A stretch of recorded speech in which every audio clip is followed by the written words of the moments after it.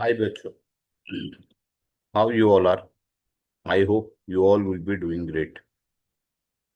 आज के इस वीडियो में हम जो बात करेंगे वो मेरी बात होगी, आपकी बात होगी, मतलब हम अपनी बात करने जा रहे हैं।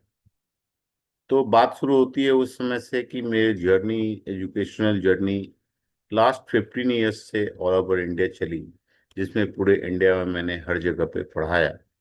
और हर जगह पे पढ़ाने के बाद बहुत सारे रिजल्ट्स और इंडिया लेवल के रैंक्स प्रोड्यूस किए। महाराष्ट्र में कैटेगरी रैंक फर्स्ट मैंने नीट में प्रोड्यूस किया, as well as FMC, AIIMS, IIT में, ओलंपियाड्स में, हर जगह पे बहुत सारे रैंक मैंने प्रोड्यूस की, जो बच्चे भी अच्छे से जानते हैं और पेरेंट्स भी अच्छे से जानते हैं। ये जर्नी की शुरुआत बताने का पर्पस ये है कि बहुत सारे पेरेंट्स, स्टूडेंट का कंटिन्यूअस ये आ रहा था कि सर आप ऑनलाइन क्यों नहीं आ रहे हो, आपने ऑनलाइन स्टार्ट किया था फिर ऑनलाइन क्यों बंद कर दिया। क्योंकि आज से 3-4 साल पहले मैंने ऑनलाइन स्टार्ट किया था, कुछ वीडियोस मैंने अपलोड किए थे, और वो वीडियोस अपलोड करने के बाद मैं आगे अपलोड नहीं कर पाया। नहीं करने के पीछे कारण ये था कि मैं ऑफलाइन क्लासेस में इतना बिजी था। रोज 8 घंटे 10 घंटे तो पढ़ा ही रहा था, बट समटाइम्स कभी 13 घंटे 14 घंटे 15 घंटे भी पढ़ा रहा था। मतलब पढ़ाने का इतना भूत मेरे ऊपर सवार था कि बच्चों के साथ कभी कभी मैं रात के 1:30 बजे तक पढ़ा रहा हूँ, और फिर उनके लिए सुबह 6 बजे उठ के मैं उनको फिर से दोबारा पढ़ा रहा हूँ, ताकि उनका रिवीजन हो सके। मतलब बच्चे अगर नहीं रिवीजन कर रहे हैं तो ये मेरी धुन थी कि बच्चों को किसी न किसी तरीके से तो रिवाइज करा के लेना है, सो दैट उनका रिजल्ट जो है वो आए। तो इतना शेड्यूल बिजी होने के कारण मुझे टाइम नहीं मिल रहा था ऑनलाइन वीडियोस अपलोड करने का या ऑनलाइन लेक्चर्स देने का। तो at first I want to say sorry to everyone कि यार मुझे टाइम नहीं मिला या मैंने अपलोड नहीं किया, that was completely my mistake.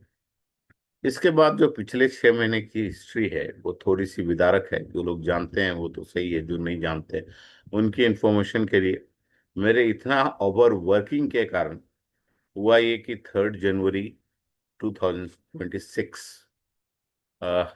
I affected with the paralytic stroke. मुझे पैरालिटिक स्ट्रोक आ गया, एंड स्ट्रोक आने के बाद मेरा राइट बॉडी का पूरा complete, right body completely paralyse हो गई।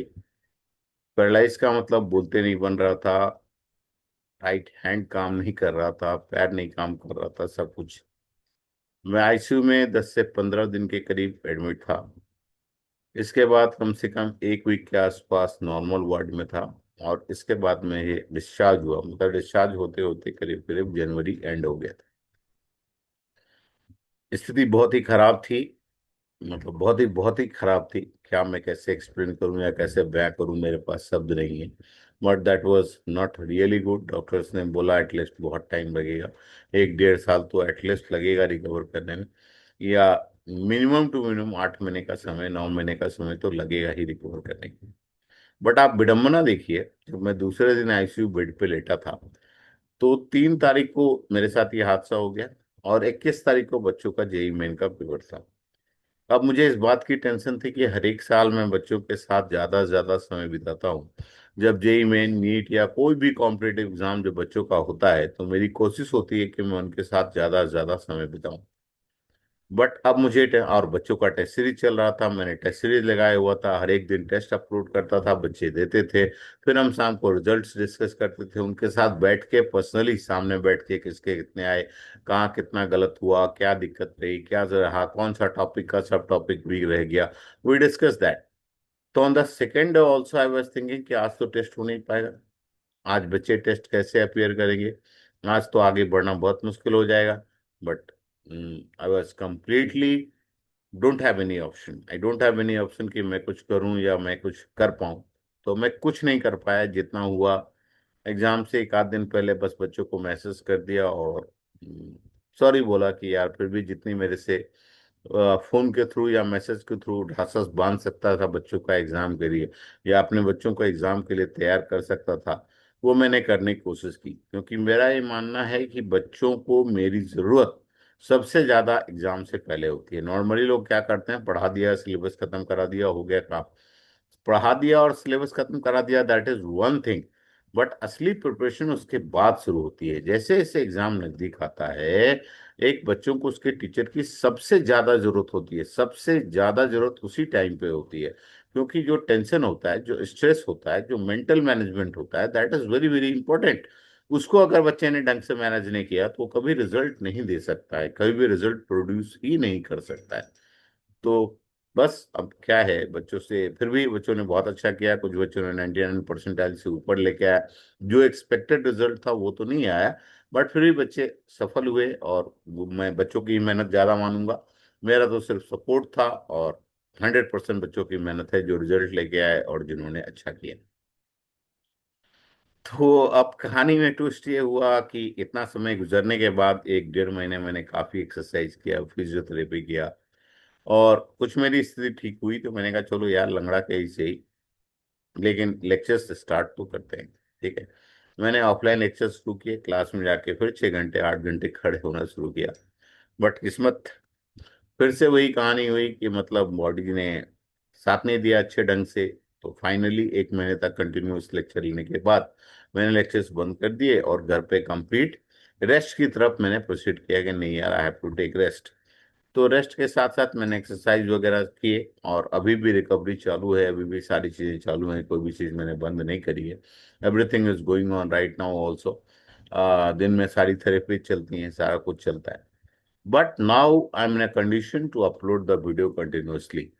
तो there is a good news कि ना, I am ready to upload the videos. क्योंकि बच्चों का ये कहना है कि सर आप जो वीडियोस अपलोड करते हो या जो कुछ भी हमें बताते हो, वो जो तरीका है दैट इज बहुत आसान है और बच्चों को आसानी से समझ में आ जाता है और दिमाग में बैठ जाता है।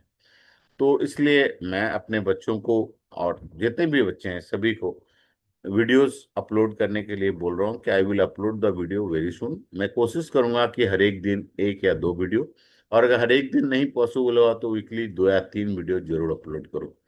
तो आप सबसे मेरा वादा है कि मैं सर्टेनली वीडियोस अपलोड करूंगा और वीडियोस डालूंगा। आप उनको देखिए, अपने रिव्यूज आप बता सकते हैं। और कौन सा टॉपिक आप पढ़ना चाहते हैं, किस टॉपिक में आपको दिक्कत हो रही है, कहाँ परेशानी हो रही है, वो चीज़ हमें बताइए।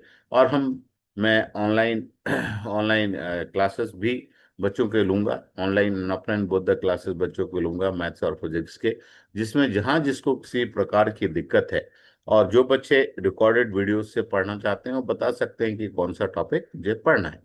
तो इन क्लासेस और इन वीडियोस की डिटेल आपको चाहिए तो आप कमेंट कर सकते हैं, मैं कमेंट में आपको डिटेल भेज दूंगा, डिटेल बता दूंगा कि किस तरीके से अपने को आगे बढ़ना है। तो that is the good news you है। एंड जिस भी बच्चे को काउंसलिंग रिलेटेड कोई भी इंफॉर्मेशन, कोई भी चीज चाहिए, वो कांटेक्ट कर सकता है या कमेंट कर सकता है, so that you will get the detail. Okay, thank you everyone, thank you dear, thank you.